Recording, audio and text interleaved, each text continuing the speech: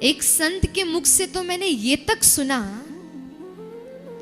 कि आप चाहे कितनी भी जीवन में शुद्ध आचरण कर लो, कितनी भी तपस्या कर लो, कितना भी दर्शन कर लो, परिक्रमा लगा लो, प्रसाद पवा दो वैष्णवों को, लेकिन सत्य आचरण नहीं करते तो वो सब करना एक प्रकार से व्यर्थ है। जैसे किसी को रोग हो जाए,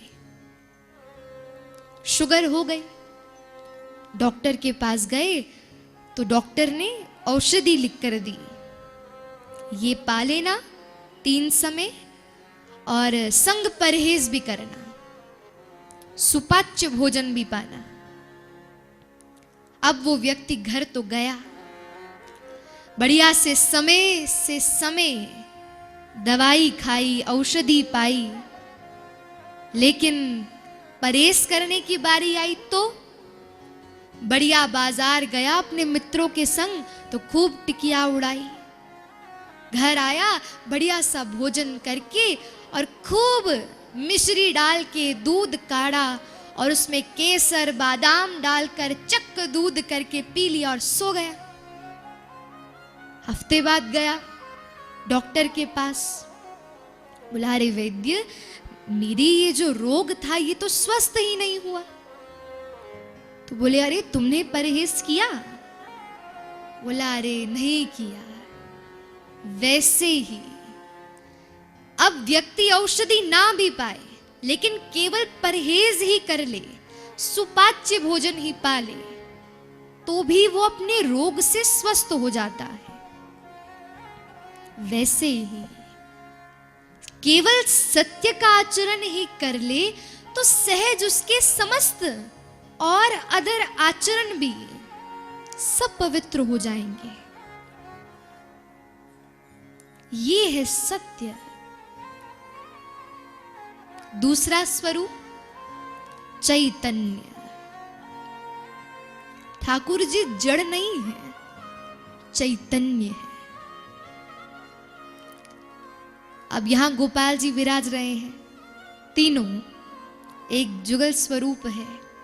तो देखो तीनों ने बढ़िया ऊनी वस्त्र पहन रखे हैं। क्यों? क्योंकि वह तीनों, वह जड़ नहीं है, वह धातु नहीं है कोई, वह चैतन्य है।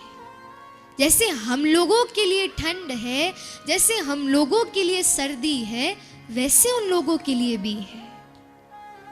वो तो अलग बात है कि वो हिलते नहीं हैं, वो बोलते नहीं हैं। क्यों?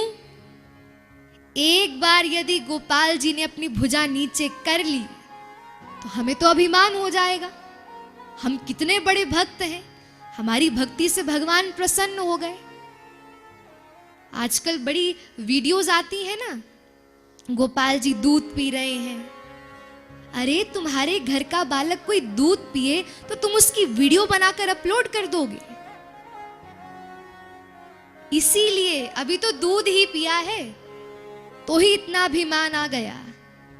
सोचो कभी हिल दिए, कभी आराम से बैठ गए तो अरे फिर तो हमारे अभिमान की कोई सीमा ही नहीं होगी। इसलिए अभिमान की रक्षा करने के लिए ठाकुर जी ऐसे ही बैठे रहते हैं। देखिए वो हमसे कितना प्रेम करते हैं।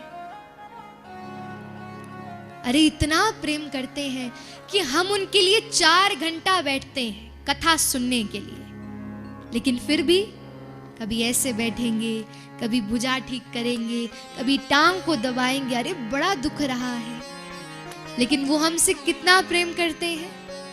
550 वर्षों से हमारे लिए ऐसे ही बैठे हैं। कहीं मेरे भक्त को अभिमान ना हो जाए, कहीं इसे अभिमान हो गया तो ये मेरी भक्ति से च्युत हो जाएगा।